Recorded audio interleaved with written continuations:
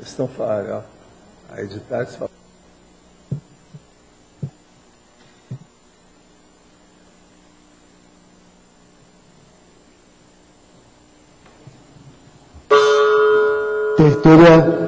Meu boa tarde para todos e todas.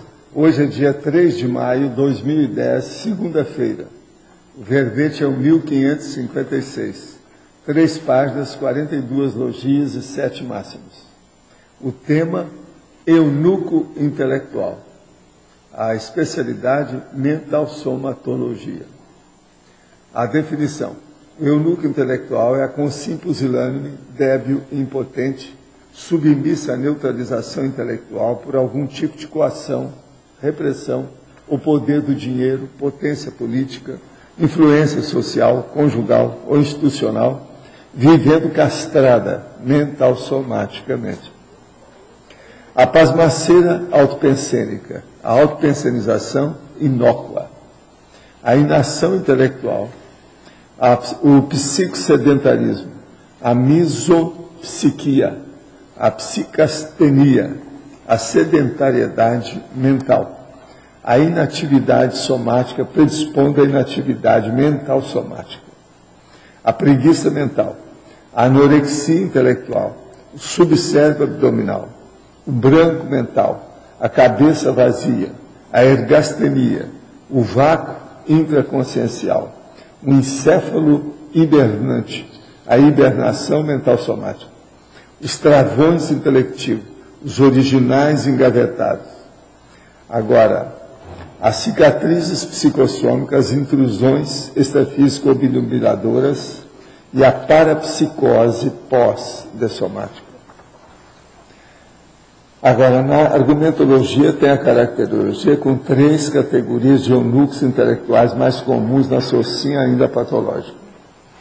Agora, na remissiologia, nós temos aí 15 itens, inclusive o aquecimento neuronial, a autocastração, o autodesrespeito, o autômato humano, agora a exercitação neuronial e o idiotismo cultural. Agora, frase enfática.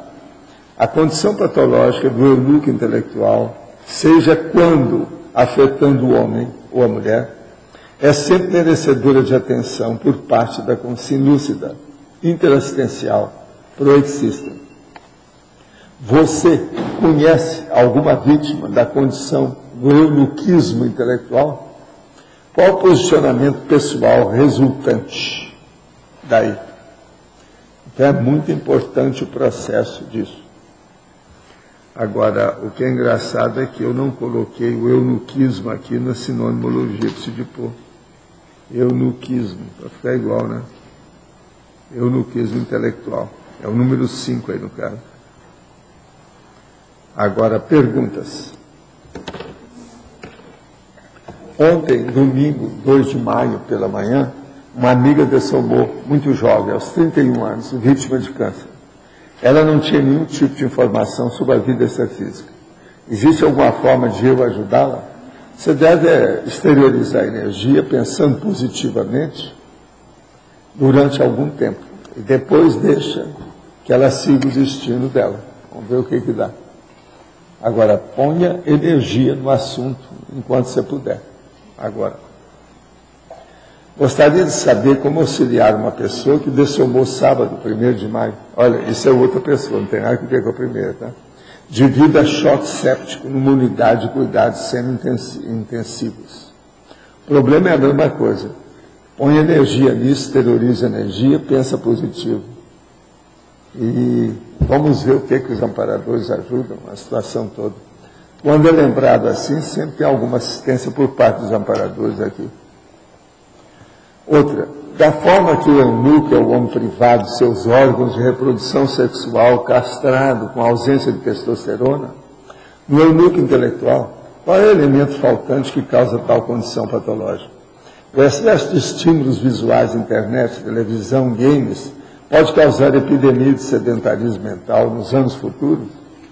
Olha, eles acham que já está havendo muita coisa nesse sentido, que tem muita gente que fica mais sábia com a internet. E muita gente que fica mais simplória, bobinha, burralda, burrilda e burroide com a internet. Isso tudo já tem.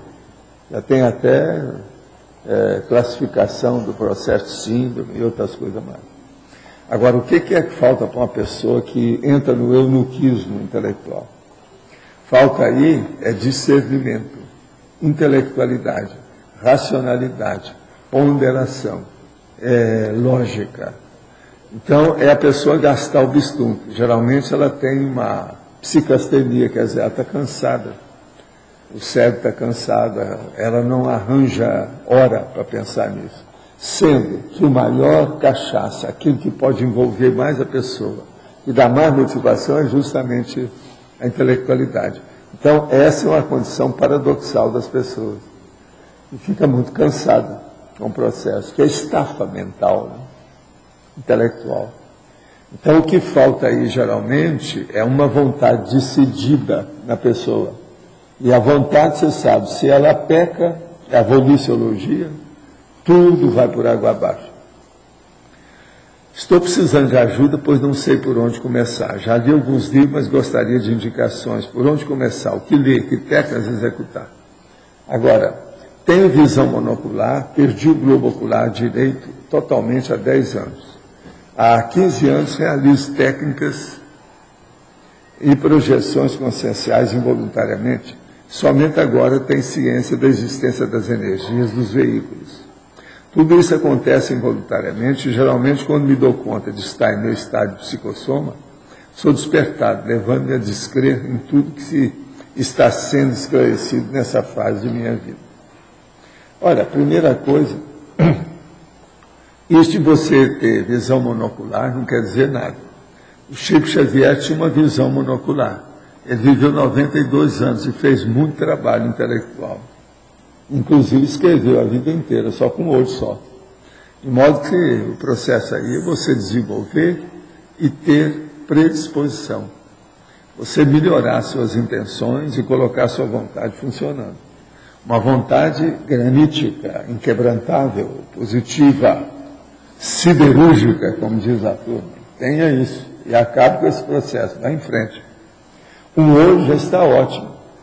E outra coisa, como diz o meu amigo, quando a gente perde um sentido, a gente deve até agradecer. É o meu caso, quando diminuiu a minha osmia, eu até agradeço, porque o mundo, a maioria hoje está tão fedorento, e eu já não sinto, eu só sinto certas coisas. Quando é peixe de feira, certos processos químicos, mas tem certos tipos de perfume, as coisas que eu não sinto. Desde o meu acidente. Então, a mesma coisa, ele está com o olho só, às vezes até é bom, com o olho só, ele vê com mais critério, pode ver. São frases que consolam, mas não tem sua razão. Eu sei que está com meu negócio com osmia, anosmia. Eu tenho anosmia desde 1970, foi o meu acidente. Em parafatologia, segunda linha, cicatriz psicossômica. Essas atuam na manutenção do núcleo intelectual, inibindo o desenvolvimento do mental soma, às vezes, porque a pessoa, às vezes, só cuidava de processos muito afetivos, de muita consolação, ou de arte, ou de maternagem, infantis. Então, às vezes, ela entra na síndrome do infantilismo e outras coisas mais. É mais fácil a terapia dessa condição paragenética na intermissão ou aqui na intrafisicalidade? Como tratar em definitivo tal condição? A condição da maioria das pessoas, ela só trata em definitivo na vida humana. É preciso ter outro corpo. A vida é essa. Extrafisicamente nem sempre dá certo. O processo é outro. A manifestação lá é para quem já domina. Então aqui é para quem precisa de dominar. Por isso que isso aqui é uma escola. A pessoa aprende para poder viver melhor extrafisicamente. E depois ficar livre também desses veículos de manifestação mais grosseiros. Venho acompanhando os verbetes após ver o comercial na TV. Sempre me interessei muito por projeção. Cheguei até, há alguns anos atrás, fazer um pequeno curso no Instituto Geraldo Medeiros, mas nunca consegui, de fato, uma projeção total. A minha pergunta é a seguinte: tenho um filho de 14 anos com paralisia cerebral. É muito comprometido, inclusive na fala. É possível, durante a projeção, me encontrar com ele em astral para podermos conversar e saber sobre seus anseios e tudo mais? Coisas que nós não conseguimos fazer devido às suas limitações no plano físico? Olha, é possível, mas aí você precisa de 2 auxílios. Você não pode contar com ele para isso. Você tem que contar com um amparador e com você projetado. Isso aqui é o melhor que você pode fazer. Se projeta que você vai ver que a coisa é diferente. Você pega meu livro Projeções da Consciência, que eu mostro lá o caso de uma menina, que ela falava, fora do corpo, ela fala assim, lá eu não apito nada. Isso é que ela falava no outro dia. Lá eu não apito nada, por isso que eu estou aqui. Então ela saía do corpo. Pode ser que tem gente assim, né? Tem gente que está muito vivo. Dentro do processo todo de coma e outras coisas mais, a pessoa está viva, está bem consciente. O que houve? Você está querendo Você quer falar?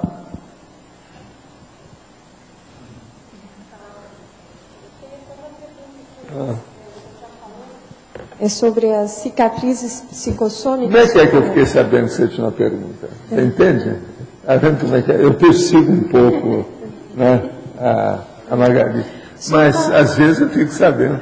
O senhor falou agora, mas o senhor deu uma outra abordagem para essas cicatrizes psicossômicas. Eu queria que o senhor desse mais exemplos. Como que essas cicatrizes fazem... O senhor falou da arte agora, né? Aqui, quando a gente fala de cicatriz psicossômica, não é bem um vínculo que a pessoa recebeu ou uma marca que ela tem no psicossoma. Isso é pouco. É na estrutura, no mecanismo, no arcabouço, no aparato que é o veículo psicossoma. Então, veja bem, se esse processo no veículo, no mecanismo, na estrutura, criou problema na emoção da pessoa, aquilo supita, aquilo aflora, aquilo vem a furo, vem à tona, no novo corpo. Isso que é a cicatriz mais séria psicossômica. A gente tem que falar cicatriz, porque não sou eu que só falo. Tem muita consciência que fala, amparador, tudo. Porque são cicatrizes mesmo, são vincos, marcas. Você está entendendo? A pessoa está vincada com o processo. Mas agora, é a estrutura do psicossoma. Você tem que lembrar outra coisa. O psicossoma, ele não é igual ao corpo. Ele é transfigurável. É como se fosse borracha. Você está entendendo? Como se fosse uma massa mole. Ele é isso. Certo. Então a situação muda de figura. Quer dizer, Nesse caso aí que ele perguntou, eu estou dizendo justamente sobre o aspecto emocional ou comocional da consciência. Isso é que é a cicatriz da consciência. ela trabalhando bem com psicossoma, então acalmando esse Ela trabalhando bem com o mental soma, ela consegue. sobre o psicossoma, aí sim, aí nós nos entendemos. Aí melhora. Está claro? Ficou mais claro um pouquinho? Ficou. Eu queria que o senhor falasse também como é que surgem os complexos de inferioridade intelectual. Isso aí surge porque a pessoa, às vezes, tratava muito do corpo, do processo da psicomotricidade, alguma coisa do cerebelo, e na hora que ela vai enfrentar o processo mental somático, ela tem dificuldade, devido ao processo de racionalidade, o processo de pensenização equilibrada, direta, linear. Isso aí ela vai ter mais dificuldade. E outra coisa, o mental soma exige que a pessoa pense mais. Tem gente que não quer pensar, ela quer fazer exercício, ela quer pular, é uma criança que vive pulando, quer dizer, um bicho. Então, essa pessoa entra na psicastenia, na sirmenagem, você está entendendo? Ela fica esgotadinha, tem vários nomes para isso, né? E aqui... Agora, o pior da história é quando a pessoa fica assim na meia-idade. Tem gente que eu vejo que às vezes chega aqui, que está com 35 anos e está assim. Então isso é terrível, porque na hora que ela vai começar a execução da programação existencial, ela já está com 120 anos de cansaço. Mas isso também tem relação com o senhor estava falando das cicatrizes na questão da arte e da síndrome do infantilismo. Sim, também, né? É tudo relacionado. E o senhor fala aqui na página 84, na ciclologia, Queria que o senhor falasse um pouco desse ciclo. O ciclo, apreensão truncada, raciocínio falho. Apreensão truncada. Uma pessoa, por exemplo, ela vai ler uma notícia no jornal e passa os olhos muito rapidamente. Às vezes ela confundiu o título, uma palavra que está lá, aquilo vai criar um problema para ela o tempo todo, porque o raciocínio falho vai criar uma lacuna que dá um efeito algo patológico, negativo. Aquilo vai repercutindo, igual uma onda. Bateu aí, cria onda. E às vezes ela fica com isso anos. Ela entendeu errado o que é. Por isso que nunca se deve ler uma coisa muito séria que chamou atenção, ler uma vez só, não. É bom voltar e ler de novo. A leitura é que cria muito problema nesse assunto. Sabe? Agora, ó, nós estamos falando de arte. Tem arte aqui que nós podíamos fazer para melhorar. Eu pedi para a turma trazer, eu não sei onde é que está a arte do nosso amigo, que eu quero mostrar. O grande escultor lá de Porto Alegre, estava aí ontem, ele veio aí só para trazer aquilo, ele vai voltar aqui depois. Agora, o caso é o seguinte, eu estava com vontade, se você estiver de acordo, vou conversar também com o Firmato, se o Júlio, que é o escultor, vir para cá em uma temporada, ele fazer uma escultura para nós, porque ele faz escultura assim, de 2 metros de altura, aquele negócio todo. Fazer uma escultura de alguma coisa assim, violenta, em matéria de mental soma, para fazer o povo pensar. Sabe como é que é? O que você acha? Mas um negócio que a gente poderia dar umas ideias. Uma coisa, por exemplo, você está entendendo? Que podia ser assim, por exemplo, um livro grandão, enorme, e escrito alguma coisa, uma legenda qualquer, você está entendendo? Sobre mental soma, lucidez, discernimento, entendendo? Aí, ó, isso aqui ó, é a obra dele. Mostra aí para a turma como é que é. Como é que chama essa obra dele? Hein? Vida. É vida? Olha lá, é a vida. Ele está fazendo tudo aí, é muito bem acabado o trabalho dele, ele é o máximo no negócio. Ele não quer fazer mais muita coisa figurativa, por isso que ele deixou e começou a fazer desse jeito. Esse madeira, né, Val? Agora, madeira, né? Não, mas agora, esse que eu estou falando, ele pode fazer de metal, pode fazer de outra coisa. Um negócio grandão. Ele tem as fotos, ele não mostrou, eu vi. Tem um S grandão que ele fez lá, uma opção de coisa, muito maior do que ele, maior do que eu. E muito bem feito. Você vê, ó, o acabamento dele é uma perfeição, o homem é um artista mesmo. E ele tem muita experiência. Vocês viram ele aí, né? Sim. Ele é de origem alemã, dos caras bom. Outra coisa, é da turma da Astrid, ele conhece a Astrid, é de Porto Alegre. Pô. Agora, vocês já pensaram, vamos pensar no monumento que ele podia fazer para a gente escolher um lugar aí para colocar? Podia ser alguma coisa também relacionada ao princípio da descrença, né? Pois é. Monumento ao princípio Uma da coisa descrença. qualquer. Acho que seria interessante isso. Pois é. Um livrão, princípio da descrença. Tratado da descrença. Uma coisa qualquer assim. Isso. Agora, a gente pensar e colocar embaixo o que é que interessa. Matéria de discernimento. Você está entendendo? Acho ótimo. Para chamar a atenção, porque é um símbolo. Tudo isso é obra. Com isso, a gente vai acalmar a turma da arte, vai chamar a atenção para o mental soma contra o psicossoma, vai ver que os caras que trabalham com psicossoma podem caminhar para o mental soma, vai chamar a atenção daquilo que a gente precisa. Vocês não acham que é uma boa? Total. Agora, eu acho que vocês aí, quando ele chegar, vocês dão uma cantada geral nele. Entende? Para ele fazer. E tem que ser uma coisa grande. E depois estudar onde é que a gente vai pôr isso. Ou no discernimento, ou aqui no CEEC, ou no Vila Consciência. Eu preciso saber com o César, o Eduardo, entendeu? Os prefeitos aí da área. Para saber. Nós precisamos começar a fazer essas coisas e mostrar para os outros. Isso é bom. Busto nós já vamos ter, vocês sabem, já tem vários outros bustos novos que nós vamos colocar, né? E outra coisa, está muito bem feito, o César está gostando do negócio.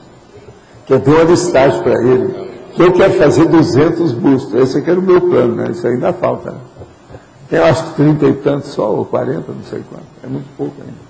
Mas agora é interessante isso aí, ó. Não, bem feito. Vocês viram que as volutas são diferentes, as rodas, a linha, uma vertical, outra horizontal, etc., em movimento. Muito bom. Agora, ó, isso vai para a Nara, tá certo? Vamos ver o que ela faz. Né?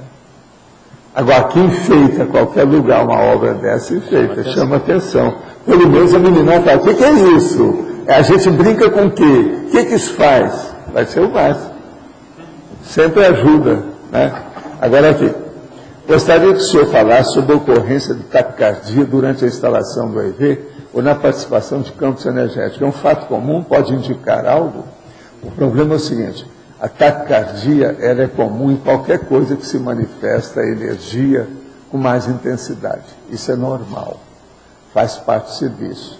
Agora, ó, o problema ainda tem outra coisa que é normal, que é fisiológico. Mas é preciso a pessoa examinar. Vamos dizer, a arritmia cardíaca. Tem a arritmia que é fisiológica. Tem aquela que é tantão, e tem aquela também que é tantão. Isso aí varia. Isso tudo é fisiológico. Mas agora, na pessoa que está desenvolvendo o processo de energia com estado vibracional, a arritmia também cardíaca, ela é fisiológica. Mas quando ocorre, é bom a pessoa examinar. Ver se ela não tem hipertensão, ver se não tem alguma coisa. Por quê? Com estado vibracional, todas as, vamos dizer, alterações, distúrbios, etc., que tem, em qualquer órgão ou sistema, o estado vibracional acaba acusando. Então é preciso ver que às vezes está acontecendo de uma maneira patológica. É preciso examinar isso com um especialista. Tomei conhecimento de suas ciências muito recentemente. Por favor, me esclareça o que um assediador ganha em passar o seu tempo assediando as consciências intrafísicas.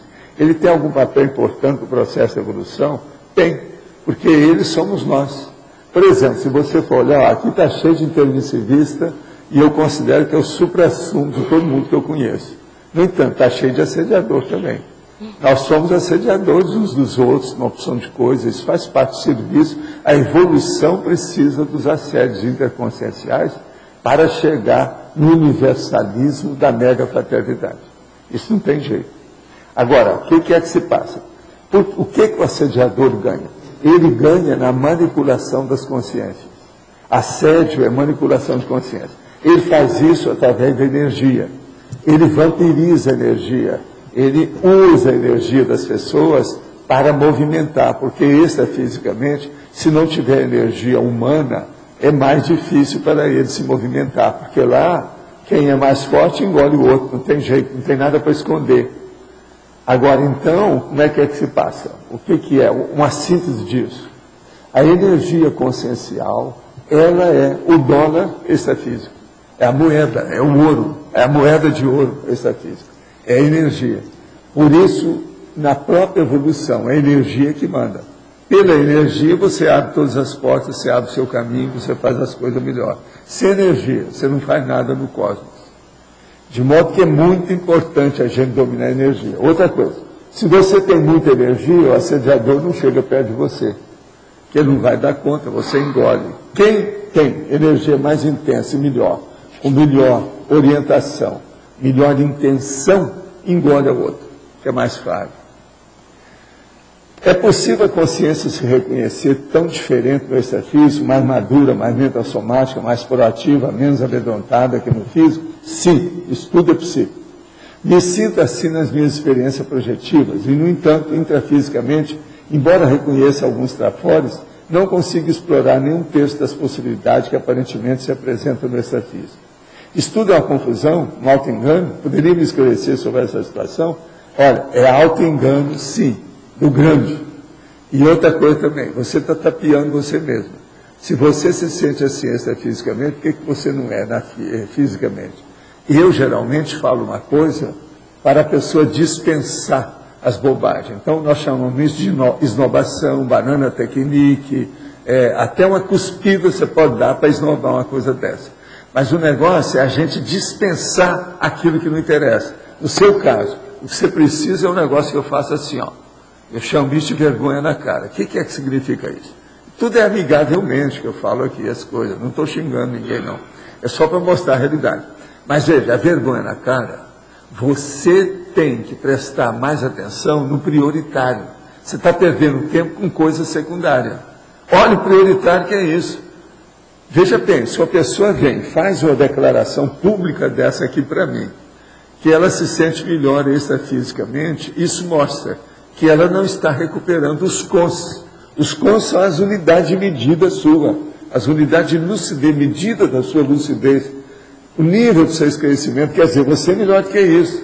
Agora, você vai continuar com essa vida de barata até quando? Dá um jeito nisso, por isso que eu falo, o problema é de vergonha na cara. Falta o quê? Prioridade, mais nada. Agora, a pessoa já tem inteligência, porque olha aqui o que ela falou, veja. Mais madura, mais mental somática, mais proativa, menos amedrontada que no intrafísico. Quer dizer, ela tem medo. Ai, para com isso, o que há? Vira gente. Você não pode fazer isso mais, tá certo? Outra coisa, o seu nome é terrível. Você já viu bem o seu nome? Eu estou falando o sobrenome seu. Você não está honrando esse nome. Eu não vou falar, porque eu geralmente não falo o nome da pessoa, que eu estou falando tudo com uma intimidade muito grande, como se conhecesse há muito tempo. Mas o nome dela é muito sugestivo. Ela não pode ser assim com um nome desse. Você não está honrando o sobrenome. Não tem condições de ir à fossa realizar o acoplamentário. Gostaria de saber se eu posso desenvolver o parapsiquismo realizando acoplamento com meu pai em nossa residência. Nos dá muito bem, temos boa intenção. Se for possível obter ganho com esse tipo de prática, como poderíamos proceder? Criando um campo e depois realizando os acoplamentos, é preciso de ar-condicionado? É bom o ar-condicionado, é bom criar o campo. Agora, é bom você ler pelo menos algumas coisas sobre o que é estado vibracional, etc. Olha meus livros, o que a gente já escreveu, tem artigos sobre isso, tem tudo. É bom ver, mas você pode fazer com seu pai, sim. A gente sempre tem que escolher para o acoplamentário, ou fazer o acoplamento energético, pessoas que a gente tem confiança. Se seu pai você tem, ele é uma pessoa positiva, está ótimo, é por aí. O que devo fazer para obter projeções mais lúcidas? O EV seria o ideal a fazer ao se ver projetado? Mas é preciso ver as suas lacunas e os seus também trafores. O que é que são os seus traços forças?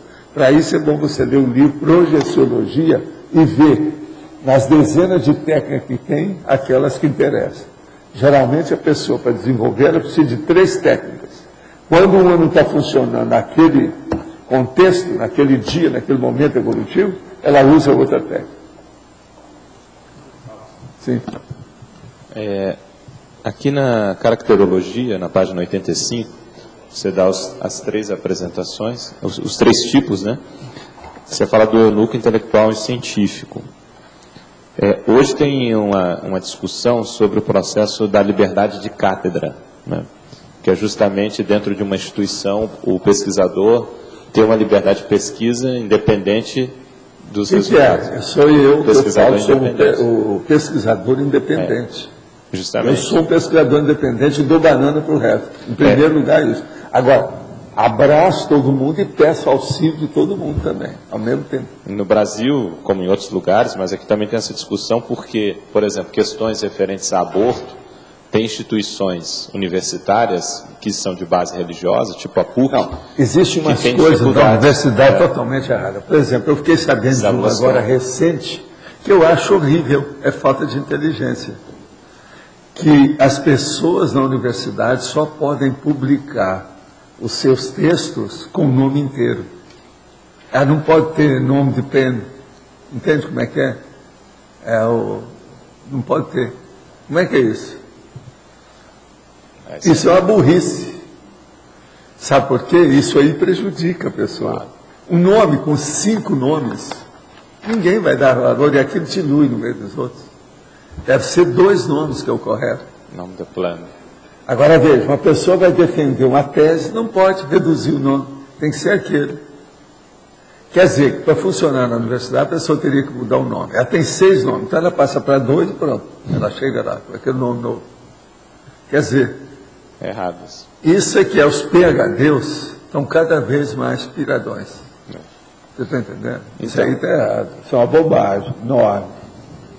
Mas... Agora, eles devem ter muita confusão com o processo de nome, porque tem muita gente, né? Eles têm dificuldade.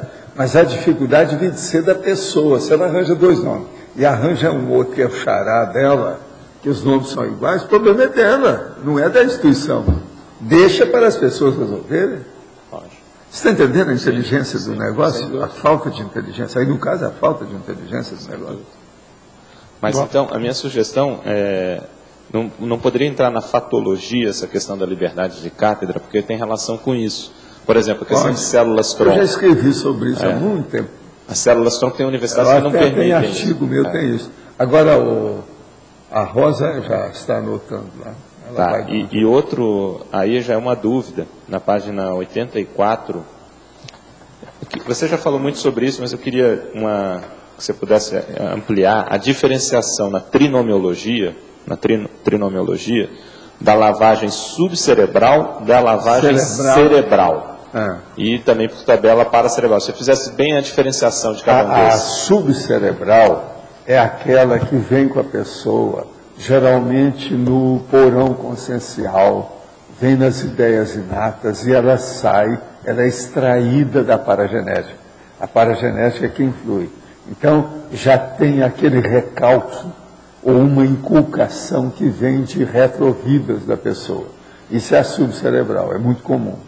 A lavagem cerebral é aquela da criação da pessoa, do pai, da mãe, da escola, do local, do patrão na indústria, o chefe disso ou daquilo, o líder de alguma coisa, o problema do partido que faz a aculturação da pessoa através da doutrinação política.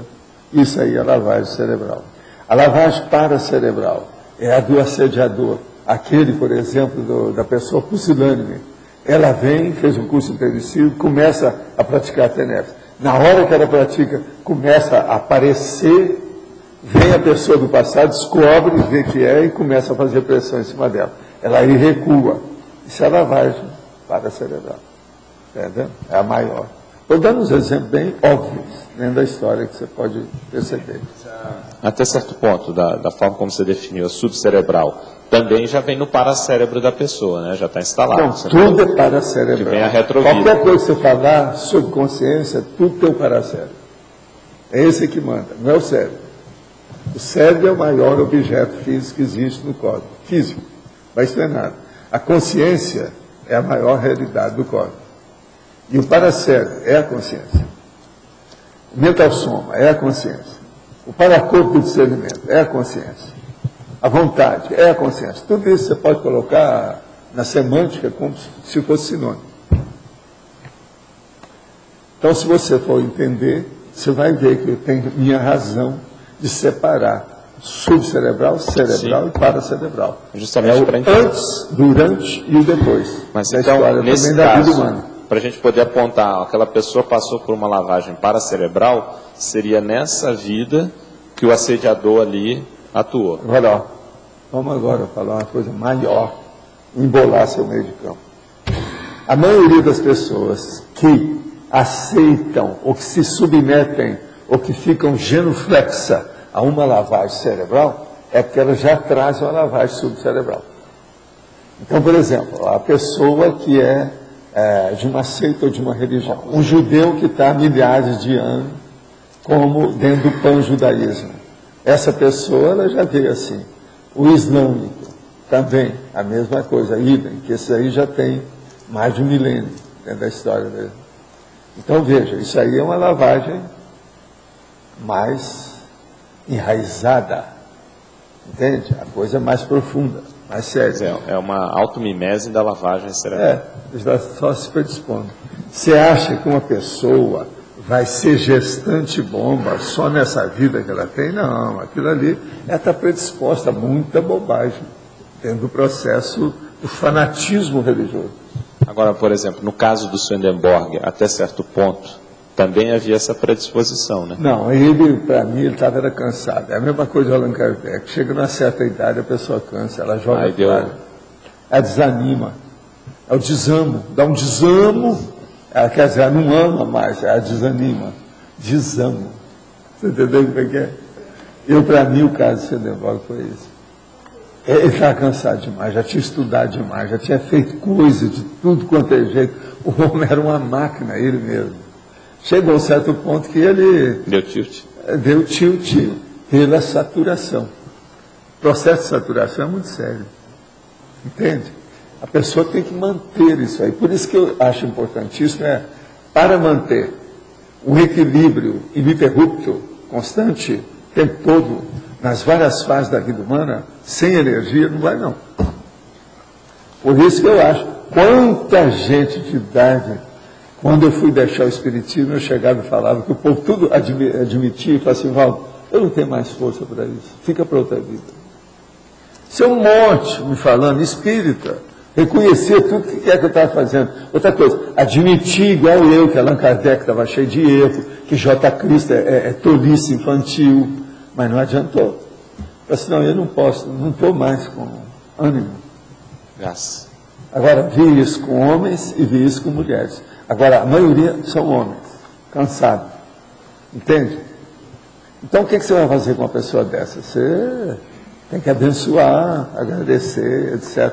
Agora, é aqueles que eu já falei para você. Por que você não me falou? Por que não insistiu? Vê assim, com para-dedos, para-olhos em cima de mim, fora do corpo.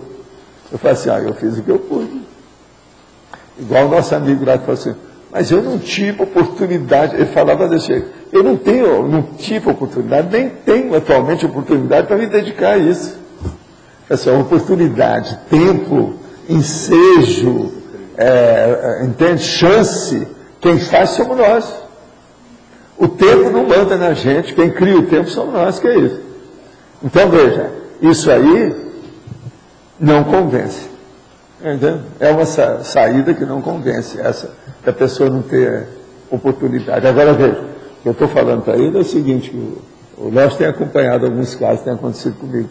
As pessoas dessumam, passa a temporada, aparece aí e vem reclamar de mim. Por que você não insistiu comigo? Que agora ele está vendo que se tivesse estudado aí, teria melhorado. Mesmo que eu tivesse dessomado, na época dessomou, por alguns anos depois daquela conversa, ele teria entrado numa condição melhor extrafisicamente, já teria visto, vamos dizer assim, uma cosmovisão um pouquinho maior do que aquela monovisão que ele estava. Uau.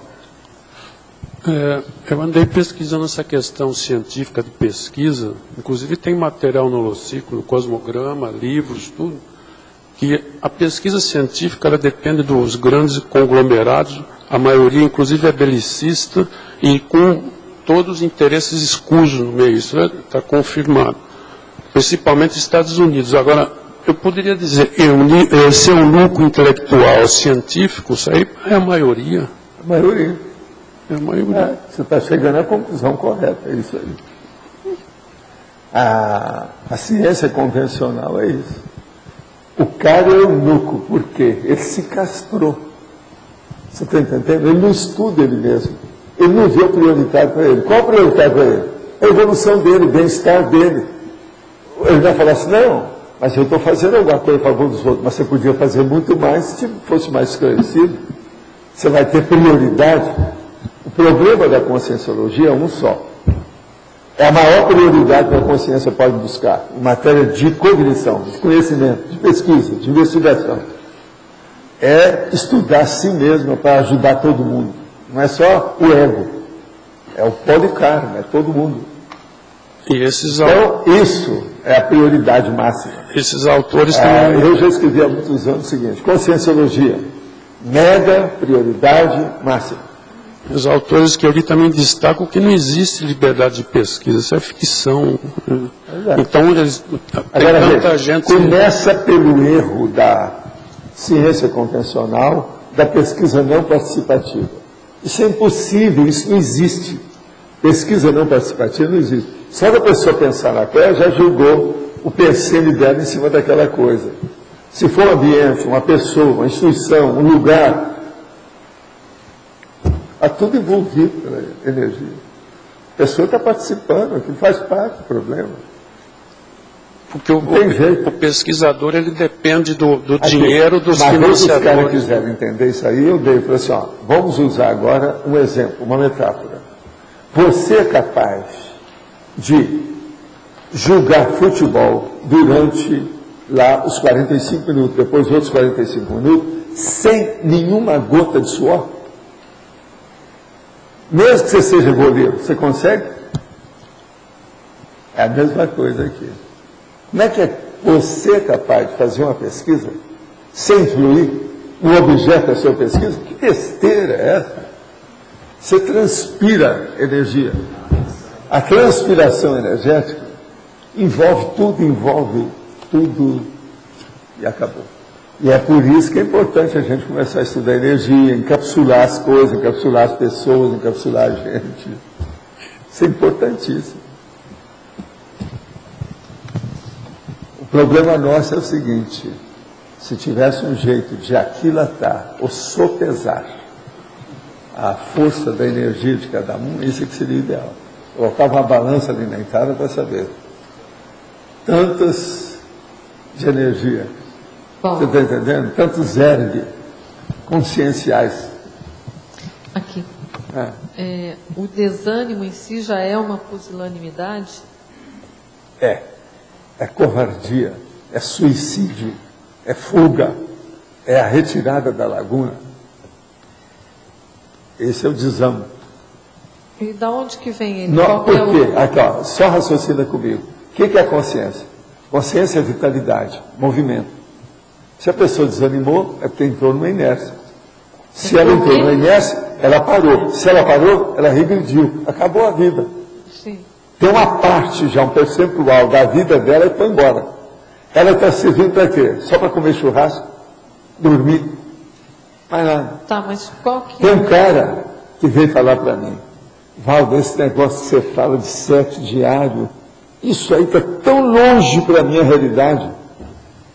Eu acho o sexo um trabalhão danado que me dá. Ele tem razão. Eu virei para você: você tem toda a razão. Sexo precisa de adrenalina. Não existe relação sexual sem adrenalina. Então, a pessoa tem que dar um jeito. Outra coisa, tem sexo suado, é tanto que eu falo. Lá nos meus cursos de sexomática eu falava: o ideal para fazer sexo é onde tem ar-condicionado. Olha bem isso, que isso é importantíssimo. Principalmente o homem. Se tiver quente demais, ele não sai daquele horário das 6h30. Nunca vai sair dali. Então, veja, isso é importantíssimo o processo. Tá, mas qual que é a origem do desânimo? A origem de quê? Do desânimo. A origem do desânimo quase sempre é o passado da pessoa, que ela tem maus hábitos, ela tem tendências patológicas, de algum modo. Então, o que está faltando aí é justamente isso. Ela se atualizar, ela superar aquilo. Uma pessoa desanimada, essa, por exemplo, o cara lá do inerte, eu virei para ele e falei assim: você é vegetal há quantos séculos? Isso foi a minha pergunta para ele. Você sabe o meu jeito, eu gosto de dar impacto-terapia mostrando a coisa na cara da pessoa, na hora. Então eu virei para ele e falei assim: você é uma madeira, quer dizer, um tronco abatido no meio da macega há quantos séculos? Mas, por exemplo, quando vocês tentaram tudo lá com o Swedenborg, se ele tivesse esse perfil, por que vocês tentaram isso com ele? Já que ele teria esse perfil. Porque ele já estava no desânimo há muito tempo. Pois é, e vai tentar isso com alguém que está no desânimo aí? Ele já aí? fez alguma coisa. Ele escreveu um monte de livro, ele mostrou um processo, por exemplo, de ectoplasmia, foi o primeiro a mostrar aquilo no livro dele, fez um diário sobre o assunto. Não é uma coisa julgada fora, nós obtivemos muito resultado daquilo. Outra coisa, ele influiu todo mundo. Ele influiu os escritores de tudo quanto é tipo de literatura depois dele. Ele influiu um monte de gente filósofo, um monte de gente de religião. O próprio Allan Kardec foi influenciado por ele.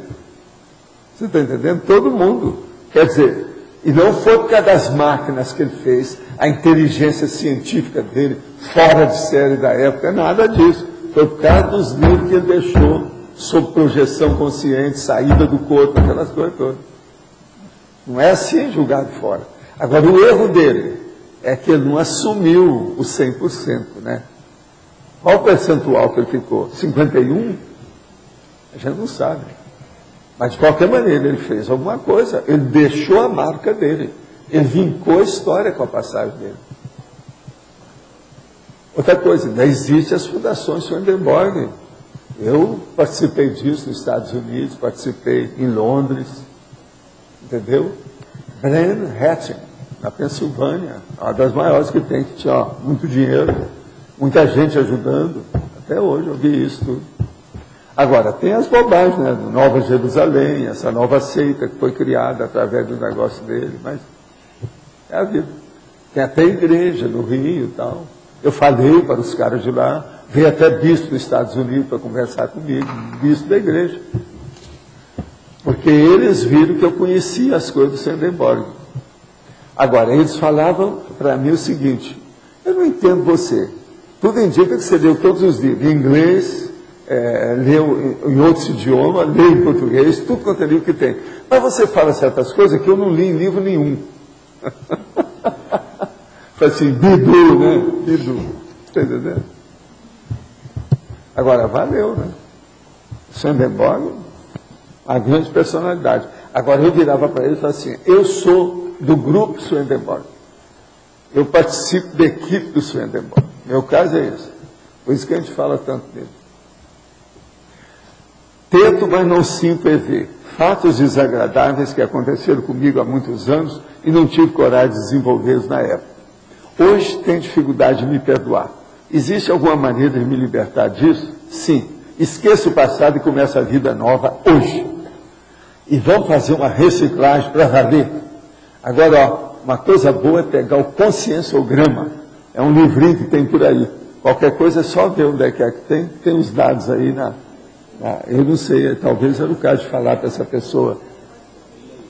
Pois é, não, o livro é esse, mas o problema é ver onde é que ela arranja aí. Você tem os dados aí? Parte da tertúlia, do lado direito da tela, vai ter lá nossas publicações. Acho que é isso. Nossos livros, né? E aí é só a pessoa clicar lá, ela já vai ter os... Conheci a Conscienciologia há 5 dias. Puxa, é muito tempo. Estou muito satisfeito e feliz com os conceitos que estou descobrindo. Eram conceitos que buscava há algum tempo. Você está vendo? Esse povo, quando fala desse jeito, que deve ser intermissivista. Está muito assim na cara, né, irmão? Gostaria de saber por onde começar os estudos para que eu possa tecer a construir. A pessoa tem 22 anos, o rapaz. E construir esse conhecimento de forma correta. Quem sabe que no futuro próximo fazer parte desse grupo. Olha, a primeira coisa, é bom você ler isso aqui, ó. Nossa evolução. Fala aí tudo de novo, por favor. No próprio site da tertúlia, do lado direito da tela, vai ter um ícone para nossos livros. A pessoa clica lá que ela vai ter as informações. Por esse aí você já pode abrir o caminho e entender as coisas como é que são. E oportunamente participar de algum curso. Agora, ó, desde já eu vou te dar a recomendação básica, é o princípio da descrença. Não acredite em nada, nada que lhe falarem ou nada que tiver escrito nos livros. Mantenha seu espírito crítico, na ponta, aceso, vivo, agudo. Isso é que é importante. Venha criticar tudo que você vê aqui com a gente. Nós adoramos os críticos e não somos masoquistas. Vê se entende a gente, é um paradoxo. Quase toda academia de ginástica promove o culto ao soma. A falta de orientação nesses ambientes deve estar destruindo a ProEx de muita gente boa. Sei que o senhor vai me dar uma banana técnica porque sou instrutor de defesa pessoal. Mas é uma situação de grupo dentro desse momento evolutivo. Não comum com a ideia de desenvolver apenas o uso do cerebelo e incentivo os alunos a escrever, estudar, questionar, não acreditar sem vivenciar, fazer assistência e usar o EV. Muito bem. Qual a melhor maneira de mostrar aos mais jovens nesses ambientes a importância secundária da estética frente ao exercício físico em detrimento ao desenvolvimento psíquico para psíquico intelectual? A melhor coisa mesmo é você dar seu exemplo. Que você, ao mesmo tempo que é um professor, você é um instrutor, você também cuida da sua consciência. Mostra isso como um exemplo, é a verbação. Esse é que é o caminho. Eu, por exemplo, eu não sou contra as fitness ou todas essas academias de movimento, nem nada. Eu sou contra o excesso. Você tem que lembrar que eu tenho uma academia em casa. Eu e minha mulher. Nós temos muitos aparelhos aí que nós usamos. Agora, o meu que eu uso é um só. Chama-se esteira ergométrica. Tá certo? Para você ter uma ideia, a minha é Movement Technology. Eu ando, como eu sempre falei aqui, já falei 100ª vez, 101ª agora, né?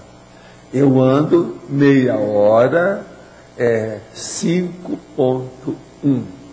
E eu começo e acabo sem sair. Geralmente eu escrevo algum verbete mental durante a meia hora. Agora, toda a máquina funciona direitinho, essa máquina é de profissional, é essa que eu uso. E outra coisa, geralmente para os 10 minutos depois que eu estou andando, eu transpiro.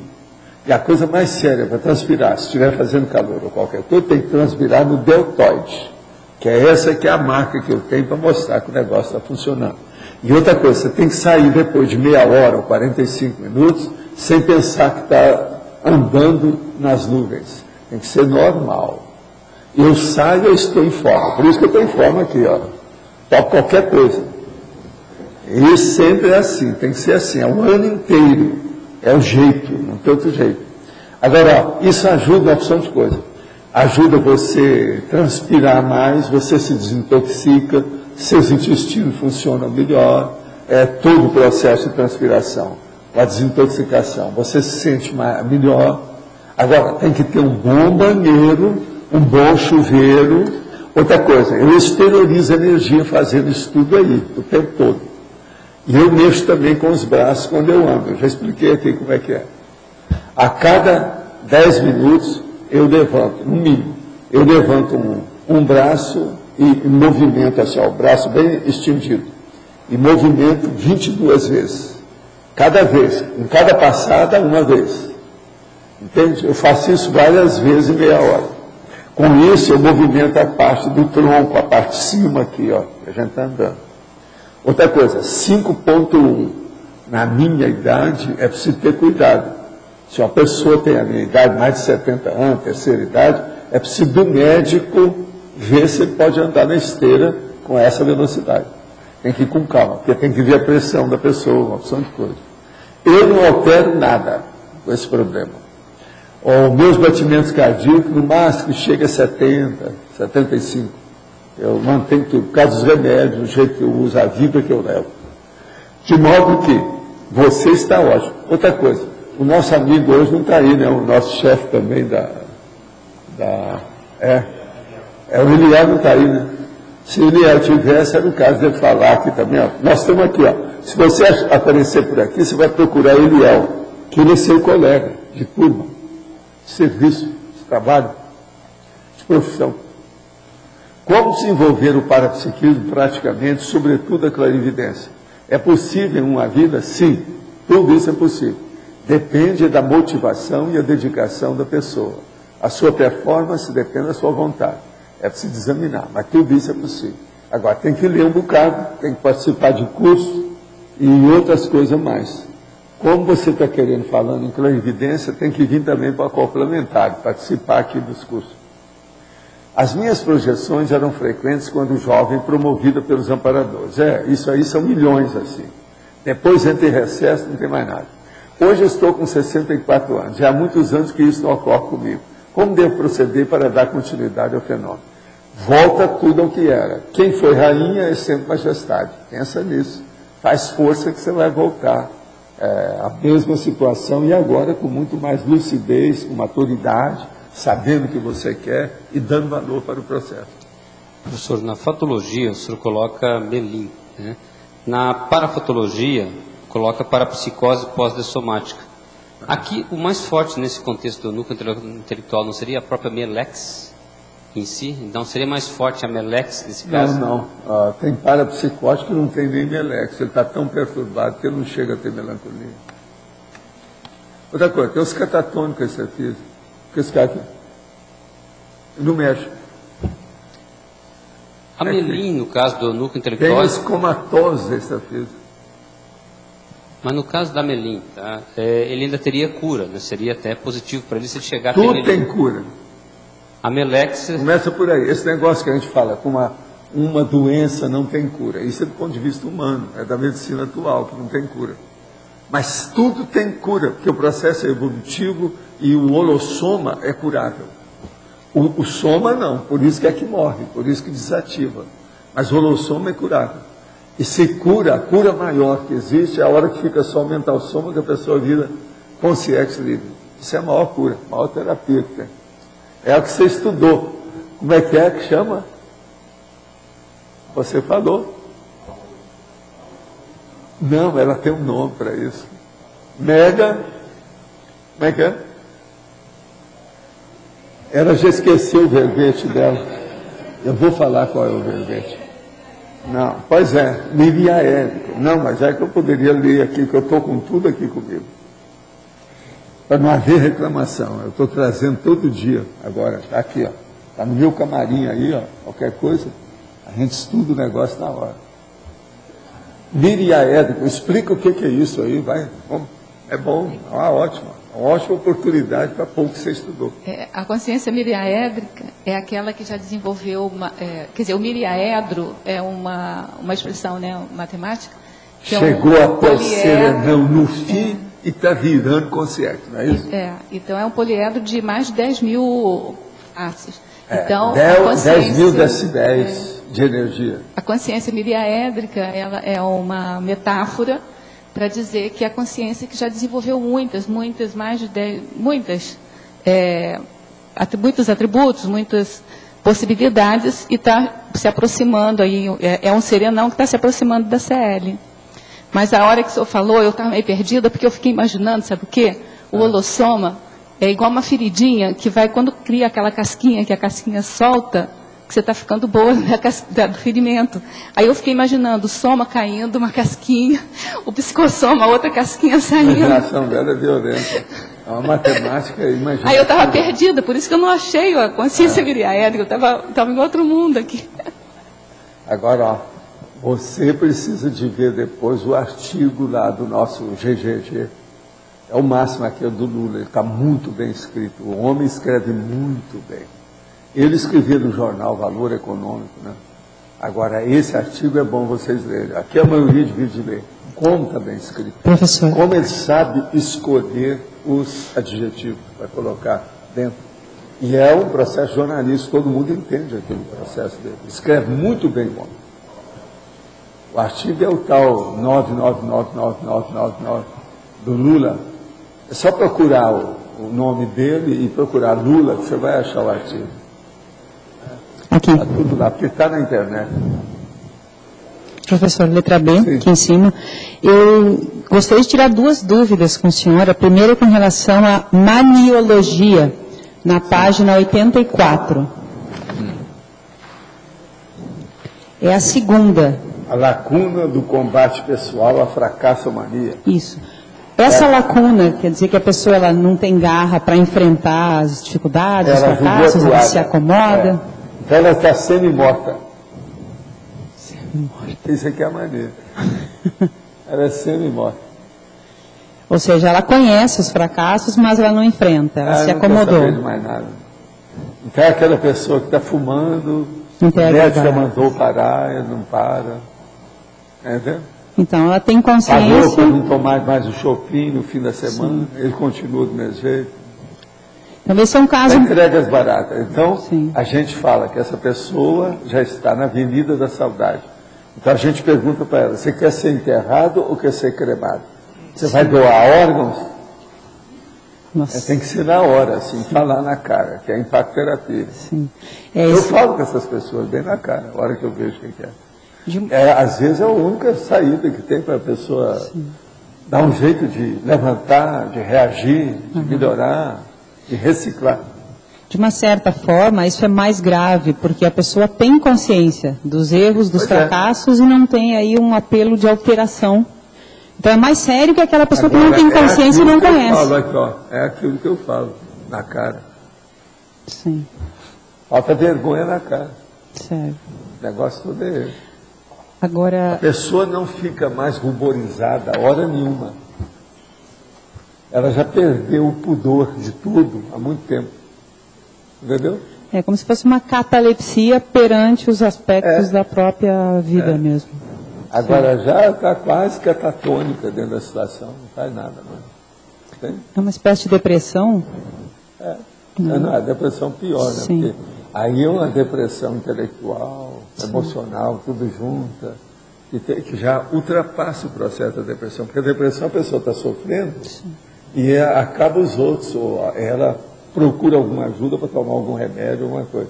Nesse caso aí, a pessoa já superou isso tudo. Ele acha que é o dono da paróquia, não precisa fazer nada. Ah, entendi. Está esperando para morrer. Okay. Isso é o suicídio lento também, é outro nome que se dá para isso. Agora aqui, algumas vezes, quando circula energia, sinto uma membrana de energia estagnada em toda a minha psicosfera que sofre flutuações, como ondas de água, principalmente na parte superior do pescoço.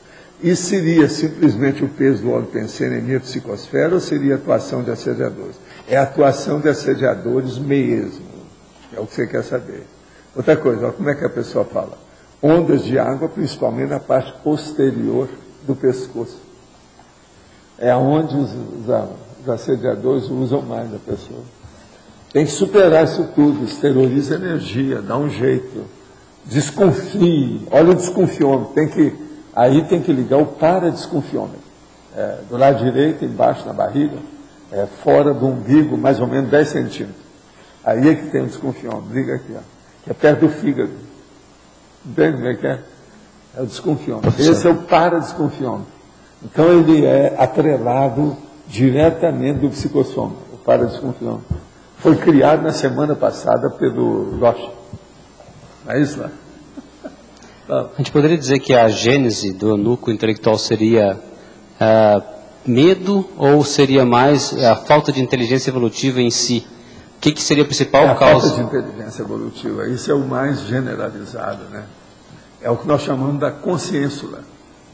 Consciência, quer dizer, uma consciência que está começando a engatinhar na evolução. Porque muitas vezes o grande intelectual, que tem um alto nível de racionalidade, vamos dizer assim, ele não entra nessa devido ao medo, né? Devido ao medo de largar tudo, abrir mão de tudo que ele já conquistou até agora. Não é bem medo, é a defesa do egão, da vaidade, do orgulho, da posição social. Entende? A autobiografia. É a defesa da autobiografia. O resumo de tudo isso na questão do intelectual é isso. O PhD, por exemplo, o PhD, a PhDiva, o processo é a autobiografia. E a profilaxia seria a pessoa já desde cedo, na Invex. O povo às vezes fica pensando que é só o Chico Xavier que defendia a autobiografia dele. Não é não, é muita gente que defende.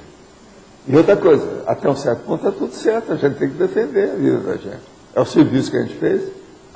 Você vai me dizer, lógico, uma pessoa vai chegar perto do transmentor ou de um evoluciólogo, ele não vai defender a autobiografia dele? Vai. Não, eu fiz isso. Lá então eles não podem ter erro, porque senão a pessoa grita. Só que nesse caso... caso... certo, ele tem que ter defesa, né? No caso aí, ele não precisa nem de advogado de defesa, ele mesmo se defende, ele sabe o que é. Agora, o erro é o contexto, ele está defendendo num contexto muito restrito que é intrafísico. Ele poderia defender num contexto mais amplo. Mais amplo. E mais correto, né? Mais resultado. Né? Então, atrás deste egão está a falta de inteligência evolutiva. Então. Professor Valdo, aqui na pensenologia, na primeira página, o último que o senhor coloca aqui é a autopensenização inócua. Eu estou com dificuldade de entender. Existe autopensenização inócua? Existe. O povo está na baratosfera por causa disso. Mas inócuo não é o que não causa prejuízo, se não fede nem cheira? Sim, mas veja, se não faz, não fede nem cheira, já houve estacionamento. O estacionamento leva a pessoa para a baratosfera. Então não seria inócua. Não, aí não seria inócua. Não, mas é inócua, por quê? Não produziu nada, pelo contrário, regrediu a pessoa. A inócua, no caso, quer dizer, é a produção evolutiva. Não houve nenhuma. Tá, inócua em relação à evolução. É lógico. Tá. O que interessa na sua consciência, o que é? Na minha, Me interessa muito a evolução. Eu não sei na sua o que é que você está achando. Entendi. Está entendendo? Professor, e na página seguinte, aí na interaciologia, o senhor poderia aprofundar um pouco mais essa interação conflituosa para cérebro-cérebro? A interaciologia. interação conflituosa para cérebro-cérebro. É aquela pessoa que ela tem uma certa lembrança do dever e das obrigações, das responsabilidades dela, mas ela vem para cá e começa a fazer besteira, entra em toques, milhões de coisas. Aí vem um conflito violento dela consigo mesma. Entendeu como é que é? Ela aí procura o cara para saber como é que é, mas procura o padre, faz confissão, o padre então dá 3 Ave Maria, 3 Padre Nosso para melhorar aquilo. Procura o médium, ele recebe então uma mensagem lá, você está entendendo como é que é? Mas não segue nada, às vezes, que a mensagem está falando, não quer saber daquilo. Ele vai em outro lugar, a mesma coisa, você está entendendo? Ele vai, e o conflito continua, por quê? Ele não quer admitir o esforço, a reciclagem, a renovação. Sem reciclagem não vai, né? É ressexologia, é isso que precisa. Entendi. Tá certo? Sim. Dá para o senhor falar sobre as intrusões extrafísicas obnubiladoras, por favor? Onde é que está isso aí? Está em Parafatologia, na página 83. 83? É, no final da página. As intrusões Fala onde extrafísicas... é que está o que está em negrito. Você fala o que é, que a gente vai ler o que é. Que é a seção. É a última linha da página 83 em Parafatologia. É o que é que você quer? As intrusões extrafísicas obnuladoras. Okay. As intrusões extrafísicas obnubiladoras. É. O caso todo é o seguinte: a obnubilação é quando a pessoa fica com o problema da lucidez totalmente, vamos dizer, na neblina, sombria. Ela não fica nítida, não há limpidez no modo de raciocinar. Então isso é que é a obnubilação. Agora, as intuições extrafísicas, as intuições é a entrada, os xenopensenes, as cunhas mentais dos assediadores extrafísicos que colocam na cabeça da pessoa aquelas ideias negativas e dá um jeito de aprofundar aquilo cada vez mais na pessoa. Com isso, vamos dizer, fica tudo sombrio, vem uma noite na cabeça da pessoa. Ela não se desperta, ela não readquire ou recaptura os cons magnos, quer dizer, as unidades de lucidez. Com isso, ela fica vegetalizada. Tudo é um tipo de lavagem paracerebral. Tá certo? Professor. Sim. Aqui, eu queria seguir um pouquinho mais naquela linha anterior, sobre a lacuna do combate à fracassomania. Quando a pessoa tem curso intermissivo, isso é mais grave, é mais sério, porque ela tem a responsabilidade da alteração. Então, como a gente consegue, de alguma forma, auxiliar aquela pessoa que é intermissivista, que você sabe que conhece as ideias, entrou em contato, mas está meio parada, sem dar nenhum passo? Primeira coisa, é bom ponderar com a pessoa se aquilo é uma fase, qual o motivo da fase, a razão daquilo, a causa, que às vezes é um processo temporário, é preciso a gente examinar bem o que a pessoa tem, quais relações que ela tem com as pessoas, com o ambiente, com as coisas, com os objetivos. Até no sentido da religião, às vezes a pessoa acaba caindo no aspecto da religião, mesmo tendo curso intermissivo, por simplesmente descuido, não entrar. Agora, não fazer. tudo é pensar junto com a pessoa, como é que é a situação. Às vezes, você vai dar uma ideia que ela ainda não pensou, aquilo ajuda. Sim. O problema da gente trocar figurinha com os outros ajuda todo mundo. É muito importante a confabulação, a interlocução. Sim. Isso é importante.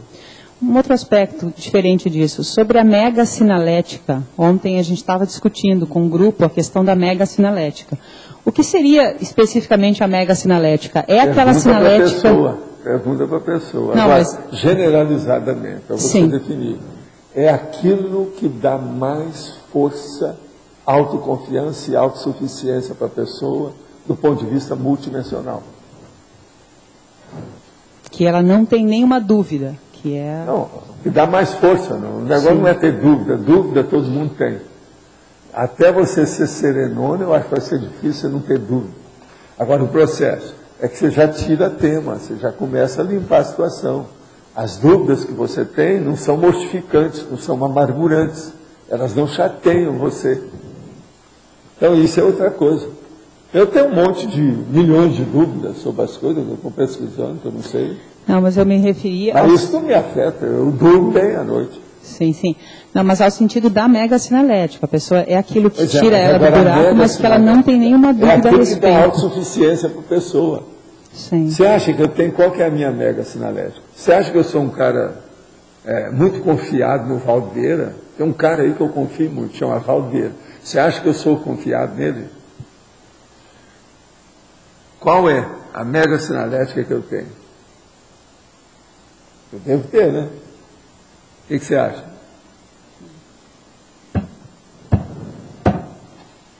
Pensa. Olha a sua, qual que é? A minha eu sei, há muito tempo que eu uso. Esse meu processo, da minha determinação, minha confiança que eu tenho, isso que eu estou falando, dormir bem à noite, mexendo com tudo quanto é tipo de consciência, consciência, tudo quanto é drama, dramatizações, tragédias. O que é? Qual é?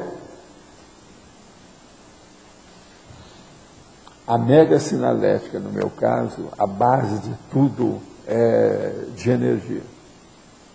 Então, por exemplo, a impressão parapsíquica, no meu caso, talvez, que é a base de todo o processo de desenvolvimento parapsíquico, é a impressão parapsíquica. Por exemplo, você está aqui, eu quero saber, eu às vezes não vi a consciência, mas eu já sei o que passou. Entrou boi na linha, o que é que houve? Isso me dá uma confiança absoluta. Agora, depois que você está trabalhando com isso 60 anos desse jeito, você pensar já aconteceu.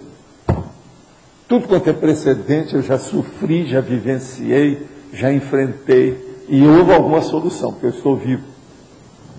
Então, não tem mais nada, o processo todo é repetir isso aí com paciência. Aí vem detalhismo, exaustividade, circularidade. E uma paciência imensa. É o jeito, faz parte do serviço. No meu caso é isso. É o processo da energia. Confiança.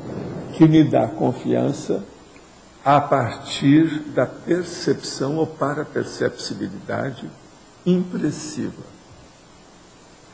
Por que isso? Por exemplo, eu percebo uma consciência, então eu quero ver o que é, eu deixo. Se ela vai mexer com as energias, eu capto. Se ela não quer mexer com as energias, eu faço ela mexer. Porque eu estendo as minhas energias até ela, e se for preciso, eu até faço encapsulamento. Eu faço um acoplamento no tapa. Acapite? Agora, isso quando a consciência está precisando de assistência, uma coisa qualquer, tal. Sim. Se você vê que ela é de outro modo, pelo contrário, eu me encapsulo para não ter nenhuma influência dela. Eu descartei a pessoa, a consciência. Limpei. Você entende? Então aí eu dispensei a pessoa. Esnobei. Aquilo que eu estava falando.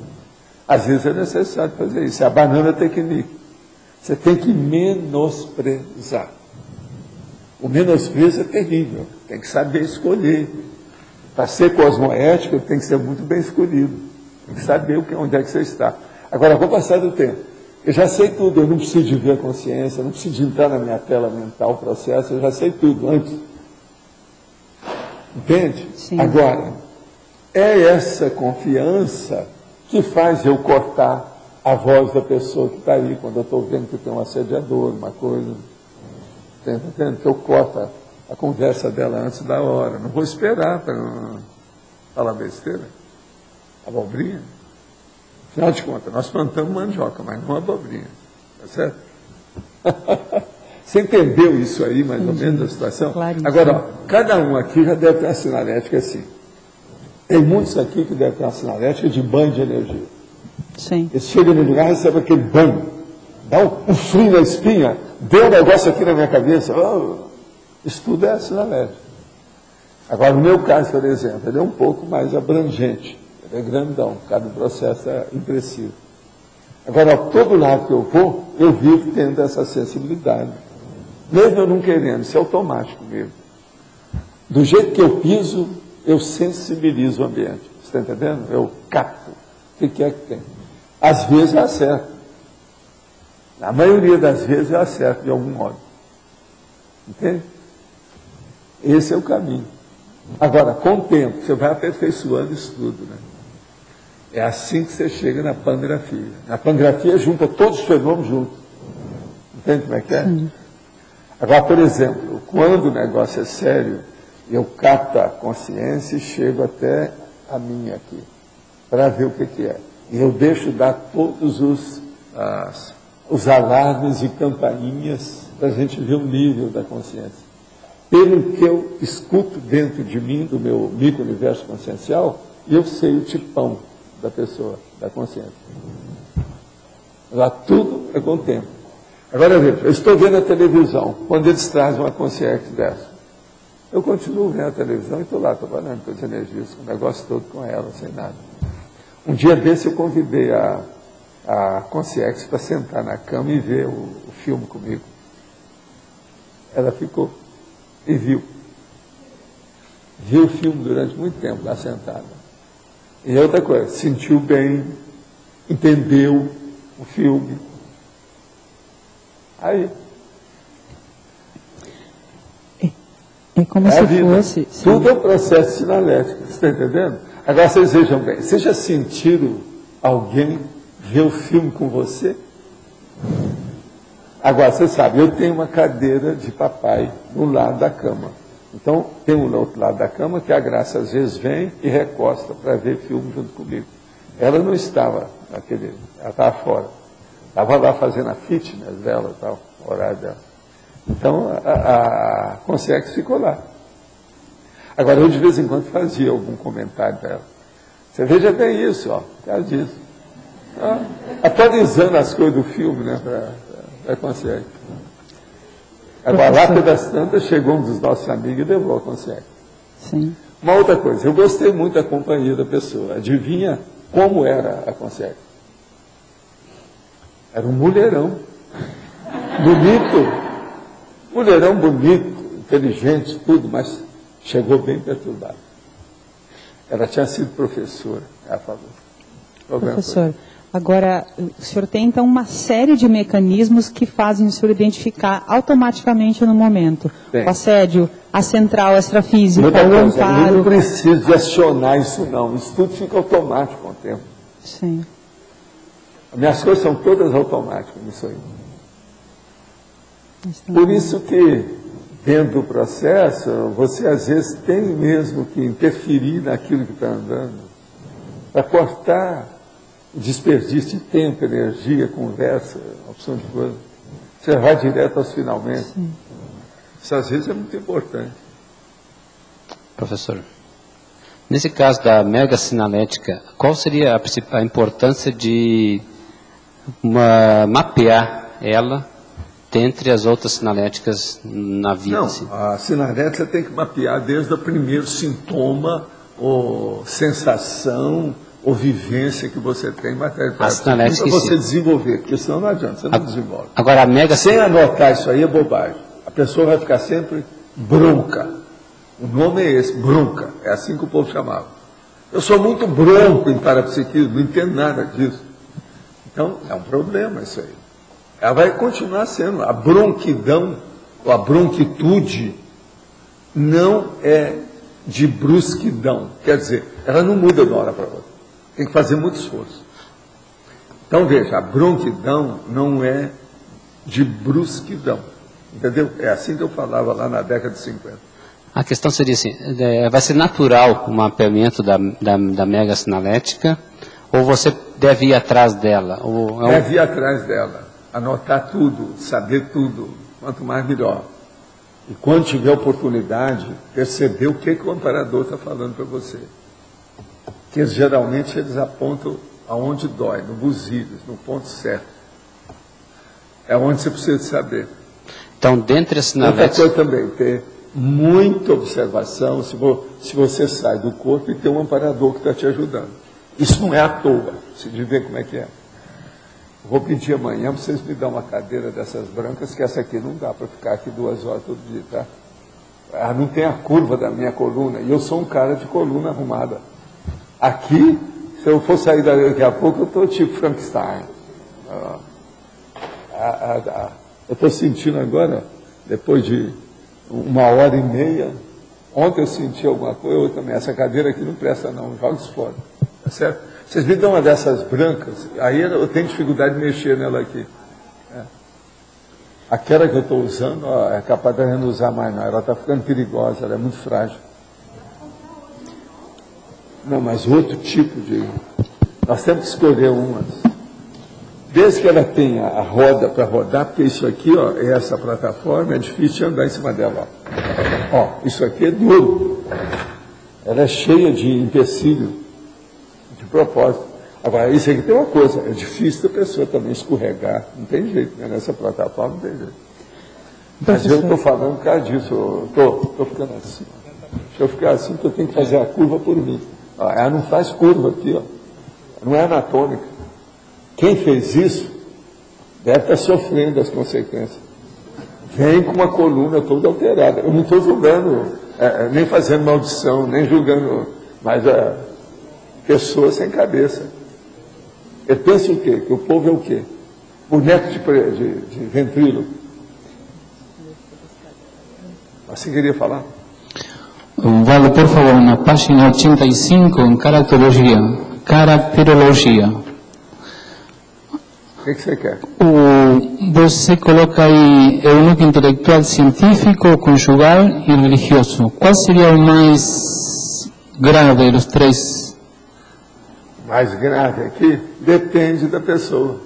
Ela é fanática, então o processo é religioso. Ela é promíscua, então o processo é conjugal. Ela é só do Kung Fu, então o processo é científico. Mas, no contexto do verbete, o que tem? Algum dos 3, assim, tem destaque? Depende da pessoa. Isso aí é ruim para a pessoa naquilo que falta a ela. Qual a lacuna dela? Qual o trafado? Mega trafado. É isso que você tem que ver. Mega trafado da pessoa é esse. Então veja, é isso que está faltando para ela. Ela é eunuca a partir disso. Eunuco intelectual científico, cientista subvencionado por instituição de pesquisa priorística, repressiva e lobista. Quer dizer, ele é um pau mandado. Ele é uma madeira que está sendo manipulada como um traste. Eunuco intelectual conjugal, o cônjuge, mulher ou homem, estudioso do universalismo, mas vivendo coagido pela pressão social da família, de fanático religioso. Isso que tem mais por aí afora. Eunuco intelectual religioso, o profissional da religião reprimido pela coação do superior hierárquico, teocrático e autocrático. Tudo há um resumo muito bom aqui. Os 3 não são sabios. Hein? Os 3 não são sabios, são doentes. Não são o quê? Sabios. Nada aqui, tudo que é eunuco, não existe saúde, que é isso? Eunuquismo é patologia. Presta atenção. Sim. O negócio é noseográfico, esse bebê. Sim, claro. Tá ok? Você já encontrou algum eunuco normal? Eu nunca vi até hoje. E eu já tratei de muita gente eunuca. Eunuco mesmo, homem e mulher. Tá. A mulher correspondente ao eunuquismo. Já vi isso tudo. Tá. Obrigado. Tenho 35 anos e desde quando li os livros de Ramatiz e Osho, sinto energias percorrendo geralmente pelas costas, mais ou menos pela espinha, e vai até o topo da cabeça, que mais parece um calafrio. Isso seria assédio? Pergunto, pois estou fazendo o EV todo dia de madrugada, e essa sensação acontece todos os dias. Olha, você que tem que ver se é agradável, se é desagradável, se é guia cego, se não é. O problema tem que partir de você. Anota tudo e faça os estudos. Sopese todas as sensações e vivências. Obrigado pela resposta da questão anterior. Tenho há algum tempo um tipo de desdobramento ou projeção consciente. Vejo que às vezes deixo o corpo consciente, geralmente à noite, e vou até lugares como hospitais, e alguns que eu não conheço, nada parecido aqui na vida física. Isso me deixa um tanto curioso e com muitas dúvidas porque acontece. Tem semanas que tem esses fenômenos, e às vezes fica tempo sem acontecer isso. Foram essas dúvidas que fizeram com que eu procurasse as respostas e acabei descobrindo a conscienciologia. O senhor poderia dar alguma ideia a respeito por que isso acontece? Será falta de educação com a minha consciência e com as minhas energias? Sim, é isso mesmo, essa falta de educação. Agora, ó, seria bom você ler o Projeciologia. Olha lá o livro Projeciologia, que tem explicações para essas coisas todas que você está querendo, bem claro. E veja o livro criticando o texto. Isso aqui é o melhor que você pode fazer. Eu queria dizer que eu estou vendo que o Max está aí, que eles estavam me falando que com a tempestade publicitária, eles andaram vendendo mais livros diretamente, muito acima da média da situação que está aí. Quer dizer que tem gente, então, que se despertou com a questão intermissivista. Senão não teria acontecido isso aí. Houve um aumento, agora recente, edições sendo vendidas em alto nível. Vocês venderam milhares de exemplares acima da média de vocês. Então, isso tudo aí é bom vocês pensarem. Agora, professor... Fala alguma coisa aí que é para ajudar a editar isso. Eles editam a tarefa do esclarecimento. Editar é isso, é o resumo da tarefa.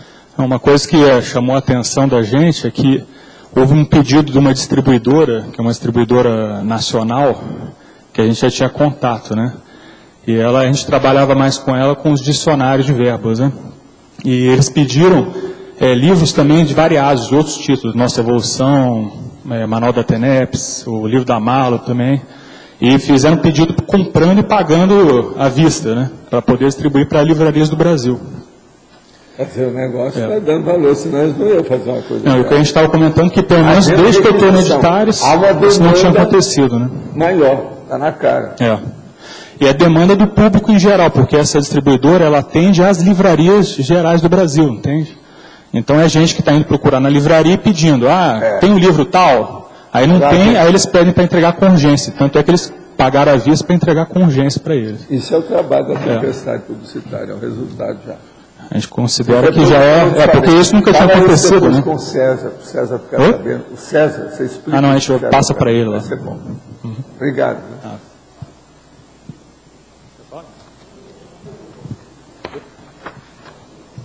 Quem é que está aí com o microfone? É você? Aproveitando aí, quando você teve a solicitação da tempestade lá, você teve algum feedback extrafísico da movimentação? Como é que foi? Você teve algum? A preocupação lá da questão que veio do transventor é para alguns intermissivistas que eu estava achando que a média de dormentes era muito grande. Dormente, você sabe o que é dormente? É aquele pau que atravessa assim, para depois vir os dois ferros dos trilhos de trem passar em cima. Então, que ele estava achando que está havendo muita gente dormente, que precisava de dar uma sacudidela no ambiente, no óleo pensante. Exato, e você comentou... Agora, você viu, hoje mesmo teve uns dois aqui falando, que viu agora recentemente, tudo já é novidade. Exato, já é novidade, mas... Estão explicitando o problema que são intermissivistas, você vê pelo jeito dele falar, ele nem sabe o que é isso, mas ele está falando, como sempre. Pois é, e você comentou que o processo tinha repercussões, vamos dizer assim, com as consciências assediadoras dessas consciências, etc. Você não está vendo aí um monte de coisa que deu em cima de mim aí? Os blogs, os blogueiros, tudo em cima, falando sem parar, um monte de coisa. Está vendo aí. Então essa repercussão... Tem gente a meu favor. Sabe? A nossa amiga que trabalha muito com os processos aí da transcomunicação, mandou um recado, inclusive para mim, mandou para o Chico, porque o Chico está sempre em contato com ela. Ela falando, eu agora estou começando a entender o Valdo, que essa aí não tem muito contato físico, assim, pessoalmente. Eu até já falei com ele para chamá-la aqui, para a gente conversar. Que ela é mais aberta, ela gosta de pesquisa, é muito séria nisso aí. E hoje ela faz pesquisa, parece até em universidade com esse trabalho dela. É a Sônia Rinaldi. Agora, o que é que se passa? Ela está falando a favor, eu estou começando a entender o Valdo. Tudo por quê? Porque eles estão em cima de mim, eu fui explicar o que eu achava de Allan Kardec, porque está todo mundo perguntando, ela falou, eu estou de pleno acordo com ele. Eu meti o pau, que Allan Kardec está superado, ultrapassado, cheio de bobagem. Entendi. Então estão começando a... Tudo é feito, que a gente já esperava que fosse acontecer. Entendi. Agora, nessa questão do Chico, eu já esperava, desde que ele dessomou, tinha falado com o Lógico. Falei assim, ó, vai chegar um dia que eu vou ter que enfrentar isso aí, porque ele morreu, esse povo tudo está em cima de mim. É o que tem acontecido. Nesses 8 anos, olha quanta gente já não apareceu aí. Mortos e vivos, como ele está falando. Quer dizer, os mortos somos nós, os vivos são os dessomados, não é isso? Então, por aí a gente... É o que a gente fala. Por aí a gente vai tirar que, apesar de ter sido um movimento momentâneo, isso vai gerando, vai espocando uma série de efeitos. O processo aqui de online e tudo mais duplicou. O aumento foi mais ou menos 100%. Das perguntas todas conosco. Com certeza. Agora é lógico, a minha TNF também aumentou, tal. Tudo isso aumentou, né? É natural. A gente está percebendo o movimento. Agora, eu já fiz também essa carta online, que é para clarear o povo, esses que estão em dúvida, que eu estou convidando todo mundo para vir para cá para a gente debater. Nós fazemos isso, com quanta gente nós já não fizemos. Muitos deles a gente paga até a viagem para a pessoa vir e voltar, né? Ida e volta. Tudo é preciso, é necessário, isso é importante. Agora, o que eu vejo, nós fizemos a nossa parte. Vamos ver o que acontece. O que acontece? Agora, o número de acesso também aumentou demais. Aumentou tudo, já. É praticamente quase 100%, não é isso? Quase 100%. Então, valeu a pena. São coisas que, às vezes, a gente tem que participar. Eu nunca entrei nisso. Olha que, desde 88, que nós fizemos o Instituto, eu nunca entrei.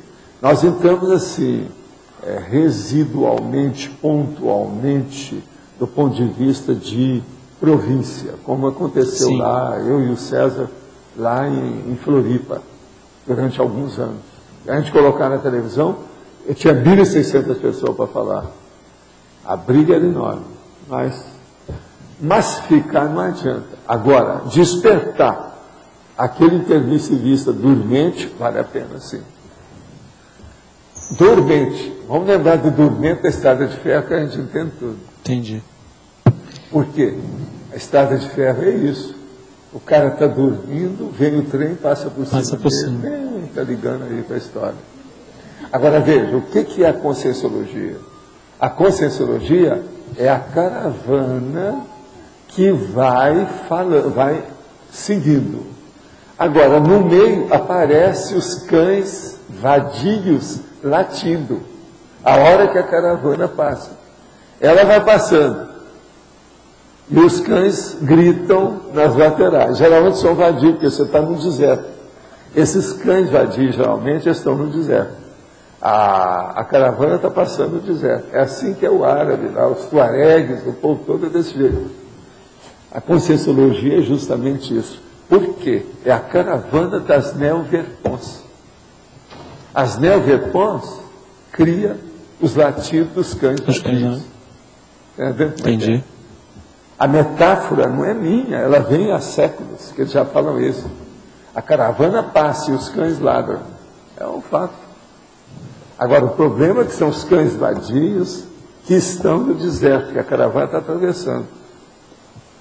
Entendi. É a vida. Você tem uma ideia, como é que está o processo do curso intermissivo, do ponto de vista de crescimento do número de intermissivistas? Não, uma das coisas que eu acho que está crescendo é o tanto de intermissivista extrafísico que está aparecendo aqui, que tem contato via interlúdio. O caso da Opala, por exemplo, Sim. a minha tia. Isso aí é um fato. Interlúdio, então, foi um processo de ampliação do intermissivo, né, com ele? Não, é o processo de ampliação da conscienciologia. Interlúdio é um calço, um embasamento para a conscienciologia. Entende? Mas, assim, extrafisicamente falando, vamos pegar, por exemplo, você fala que, principalmente da década de 50 para cá, que houve um aumento em relação aos custos intermissivos. Quer dizer, praticamente o início mesmo para valer é a década de 50, né, do século passado para cá.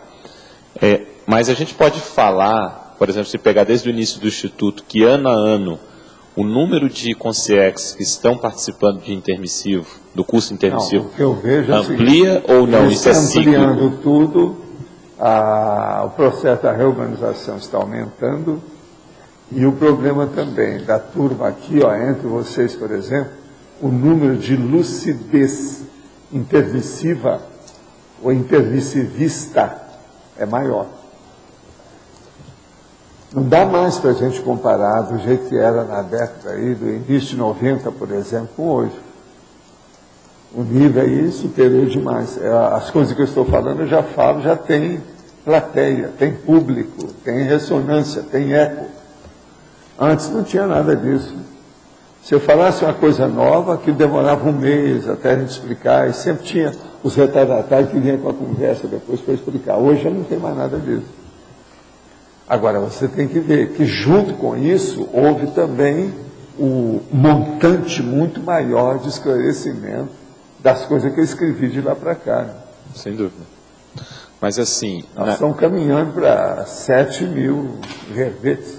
Nessa questão de dimensionamento... 7 mil que eu estou falando, assim, de detalhes, porque é muita coisa que tem nos verbetes que eu estou fazendo. Agora... tem mais está chegando a 7 mil páginas da situação. Por aí você pode pensar como é que fica isso. Agora, por exemplo, o verbete básico com 1556, você coloca, mas aqui eu estou chegando a 1600. Já tem. Entende como é que é? Sim. Mas isso faz pensar. Sem dúvida. Porque cada verbete, ele aí, no mínimo aí de 25 sessões, e atualmente é muito mais do que isso, pensa quantos verbetes não são.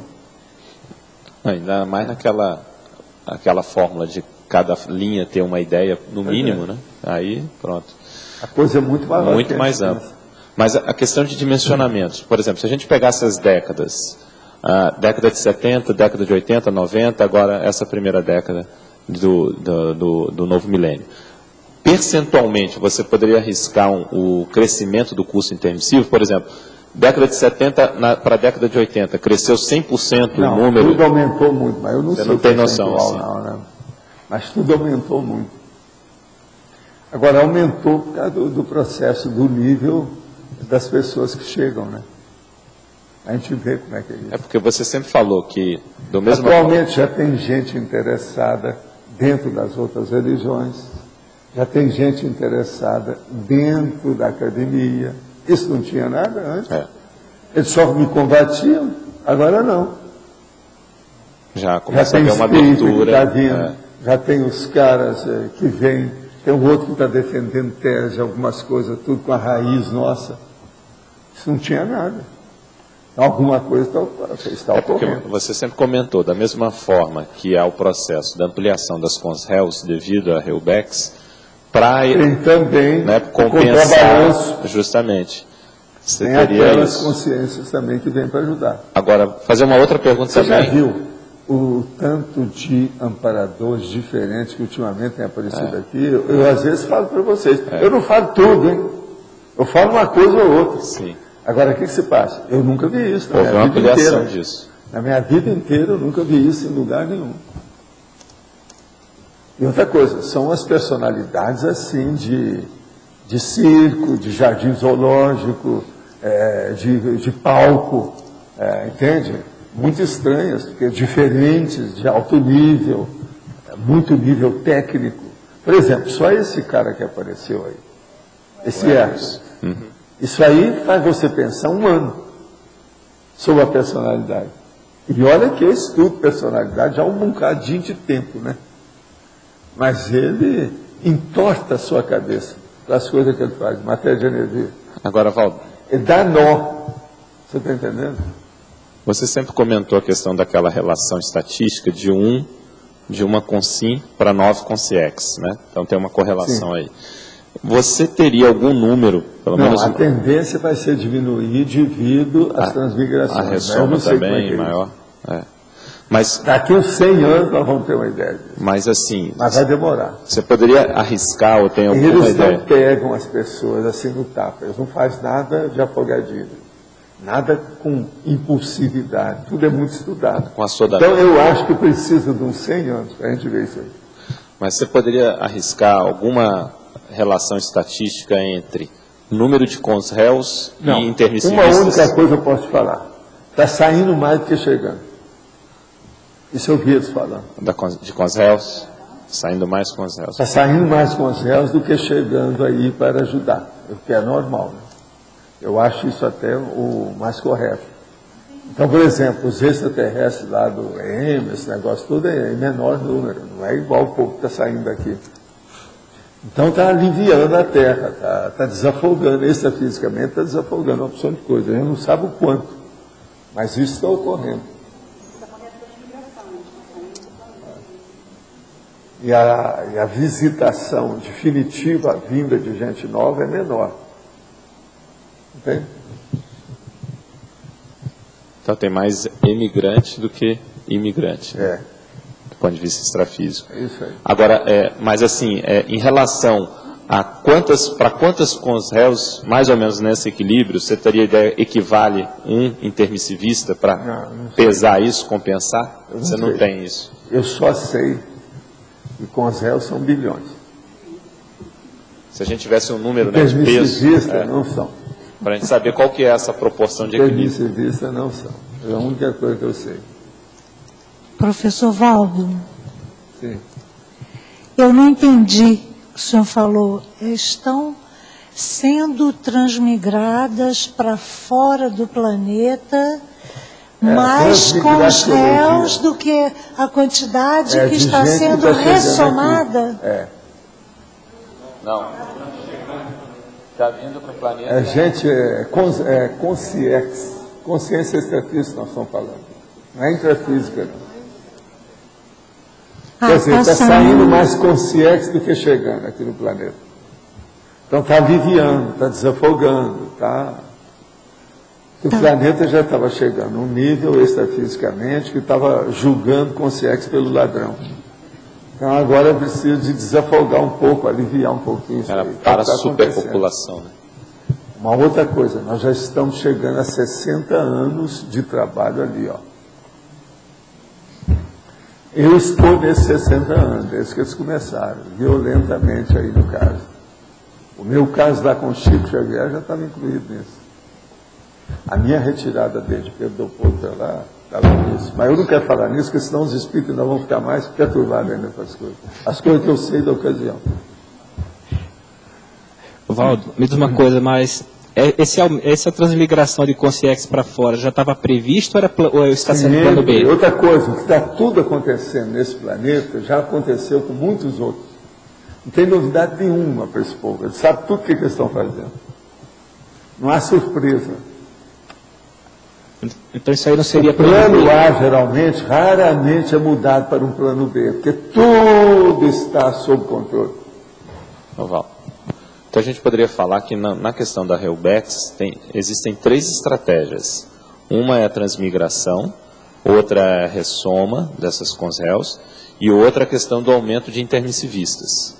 Seria isso? Quer dizer, isso tudo integrado. Mas isso ainda está pouco, né? A coisa mais séria é a limpeza extrafísica das comunex patológicas. Sim, mas eu falo é o mais do ponto de vista da destinação. O essencial você não falou. O número 1 seria esse.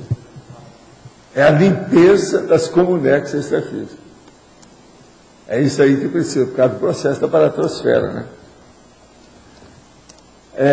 Vamos agora fazer uma síntese disso. A Helbex quer diminuir a influência da baratosfera para que a escola ultrapasse o hospital na Terra. O problema é esse. A essência toda é essa. O esforço todo é esse. O que é um trabalho hercúleo, gigantesco, imenso. Hércules. Né? Tem razão do Hércules. Precisa de 1000 Hércules. E também nós vamos ter esse ápice de consréus intrafisicamente, né? Precisa contrabalançar esse processo, é isso? E isso vai acontecer até 75, eu já falei para vocês. 75 é por quê? Porque eles tinham calculado mais ou menos 115 anos para isso, falando no calendário gregoriano. Então você coloca 1950 para 2075, dá mais ou menos isso, são 115 anos. Entende? Até lá, esse negócio vai ser intenso. Só tem 25 anos. Nós estamos agora com 60, já está chegando na metade do trabalho. Agora, eu, por exemplo, desde a década de 70 e tantos, depois que a gente fez o Instituto, por exemplo, eu nunca mais participei dos trabalhos de limpeza lá do processo. Eu estou trabalhando mais aqui. Então, isso tudo deve ter melhorado demais. Aí, eu tenho até uma certa assim, curiosidade de ir em certos lugares que eu sabia que era muito pesado. Se eu fosse agora, como é que seria? Para sondar, chegar lá e ver como é que é. Eu estou falando na Europa, por exemplo, na Ásia, lugares que eu passei há muito tempo, antes desse período, sabe como é que é? Quando estava começando. O que você queria? Aí, com o tempo, lá, milênios de anos depois, quando tiver já a escola aqui, aí as consciências melhorzinhas, saídas daqui, vão ser transmigradas para outros planetas inferiores para ajudar, para contrabalançar, do mesmo jeito que está vendo aqui. Já é tem, modo contínuo, né? Já tem, porque tem os serenões que estão trabalhando. Que aí vão sair para outros. Esse povo não vai para outro planeta sozinho, tem gente, está tudo super entendido. Não, que eu fiquei pensando assim, qual é... Tem gente de lá e tem gente daqui, está tudo entrosado. Só um pouquinho, é a intercompreensão. Sim, o que eu queria saber assim, está limpando para que virar escola acima de hospital. Assim, qual é o objetivo, assim, até chegar em que ponto, entendeu? Porque vai melhorando... Todo mundo virar serenão. Esse é o ponto. E aí vai ser mandado para outros, né? Você já pensou fazer do ADEC um serenão? Como é que custa? Então tem que trabalhar isso tudo, não é fácil. Tem que fazer. Mas é do ADEC que vai aparecer o serenão. Mas quando a ADEC for serenão... Pode olhar com bons olhos em cima do ADEC. É o serenão. É o serenão. Quando a Adélio for serenão, vai ter um congestionamento de serenão, né? Aí vai ter que sair para outros planetas. É a vida. Gente, então os nossos comerciais, por favor. Obrigado. As pontuações de hoje, 71 assinaturas do livro de presença, 20 perguntas presenciais, 20 perguntas online. E hoje teremos o recado da ANI, do curso 40 Manobras Energéticas e o jantar português. Boa tarde. Eu gostaria de lembrar a todos aqueles interessados em fazer o curso 40 Manobras Energéticas que ele começa daqui a 12 dias. Então, para as pessoas que ainda não se inscreveram, agora é uma boa hora para fazê-lo. Tenho também o prazer de estar convidando a todos, os alunos do curso e a todas as pessoas da CCCI a participarem do jantar português. O que é esse jantar? É um jantar que está sendo organizado pela OIC e pelo CAEC e vai acontecer exatamente no primeiro dia do curso, no dia 15 de maio, né? Um sábado. O jantar é aqui no Grife Gourmet, né? O nosso restaurante aqui do Paredes. E eu estou aqui com o cardápio. Bolinho de bacalhau, caldo verde, bacalhoada, arroz de polvo, carne assada com ameixas pretas para aqueles que não gostam de comida portuguesa, arroz branco, saladas, arroz doce, pastel de Belém, boas portuguesas, refrigerantes, etc. Como é que vai funcionar esse jantar? A gente tem que fazer a compra, né, e a reserva lá na recepção, e ele custa R$ 25. Para os alunos do curso 40 Manobras, é uma oportunidade de estar confraternizando, né, com as pessoas da CCCI. E o inverso é verdadeiro. As pessoas da CCCI vão ter a oportunidade de estarem confraternizando com muitos alunos de fora. Acho que mais da metade da turma do 40 Manobras é de alunos de fora. Então, fica aqui o convite para todos. Acho que esse convite vai ser repetido essa semana inteira.